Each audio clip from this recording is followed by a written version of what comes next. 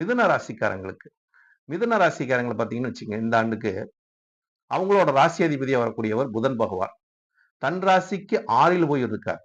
இப்ப 6ஆம் இடங்கிறது எதிரிய குறிக்கக்கூடிய இடம், போராடக்கூடிய இடம், நோய கொடுக்கக்கூடிய இடம், கடனை ஏற்படுத்தக்கூடிய இடம் 6ஆம் இடத்துல போய் இருக்காரு. அப்ப மிதுன ராசிக்காரங்களுக்கு இதெல்லாம் இயற்கையாக வருங்க. போராடக்கூடிய தன்மை இருக்குது, கடன் ஏற்படுத்தக்கூடிய தன்மை இருக்குது. ஆ அதாவது ஏ ஏ 6ஆம் இடங்கிறது எதிரி ஸ்தானத்துல போய் உட்கார்ந்திருக்கனால, பிறர் இடத்திலேக்கு ஒரு அடிமை வேலை செய்யக்கூடிய அமைப்பாக இவங்களுக்கு இருக்கும். இவங்க எப்பொழுதுமே ஒரு தொடர்பு நிலையை குறிக்கக்கூடிய ராசிங்க. இந்த காலகட்டத்தில் இவங்க யார்கிட்டயாச்சும் ஒரு பணம் கட்டி, எதுலயோ ஒண்ணு ஒரு ஒப்பந்தத்துல போட்டு ஒரு பணம் கட்டி ஏதாச்சும் ஒண்ணு நீங்க செஞ்சீங்கன்னா, அதுல உங்களுக்கு சிக்கலை ஏற்படுத்தும் நண்பர்களே.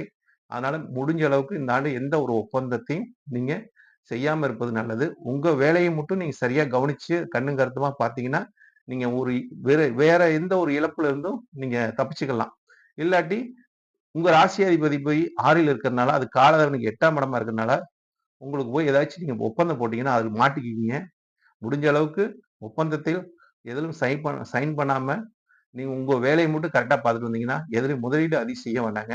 ஏன்னா, குரு உங்களுக்கு பாதகாதிபதி உங்க ராசிக்கு வர்றாரு வேற. பாதகத்தை கொடுக்கக்கூடிய தன்மை, நண்பர்கள் மூலியமா பாதகத்தை ஏற்படுத்தக்கூடிய தன்மை, கூட்டு பிசினஸ் இந்த ஆண்டு உங்களுக்கு சிறப்பை தராது.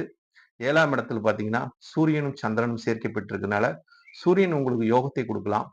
சந்திரனும் உங்களுக்கு தனாதிபதியா வரக்கூடிய கிரகம் 7ல் போய் இருக்காரு. இருந்தாலும் சூரியன், சந்திரன் சேர்க்கை பெற்று அங்க இருக்கிறனால, பாதகத்துல இருக்கிறனால, உங்களுக்கு பொருளாதார நிலையமா அதாவது தனம் மூலியமாக பாதகத்தை உண்டாக்கக்கூடிய தன்மை இருக்குது. உங்க முயற்சி ஒரு பாதகத்தை நோக்கி போறதுனால, அதனால நீங்க பெருசா எந்த இதுலயும் கவனம் செலுத்தாம இருந்தீங்கன்னா, எதுலயும் முன்னெச்சரிக்கையோட அதாவது கவனங்கிறது வேற ஏதாவது தொழில்ல முதலீடு போட்டு அதுல நீங்க ஆசைப்பட்டீங்கன்னா, அது உங்களுக்கு நிராசையா போயிரும். அதனால நீங்க இந்த காலகட்டத்தில ஒரு கவனமுடன் உங்களோட செயல்பாடுகள் இருந்துச்சுன்னா, உங்க முயற்சி கொண்டு, தன்னம்பிக்கை கொண்டு நீங்க எல்லாத்துலயும் தப்பிச்சுக்கலாம். அப்படிங்கிற ஒரு தன்மை தான் உங்களுக்கு இந்த ஆண்டு எனக்கு தெரிஞ்ச ஒரு உண்மையான ஒரு நிகழ்பாட்டை எடுத்து வைக்கிறேன் நண்பர்களே. அதுக்கப்புறம் உங்களோட ஜாதகத்து ரீதியாக என்ன நடக்கும், ஏது நடக்கும் என்பதை துல்லியமாக தெரியும்.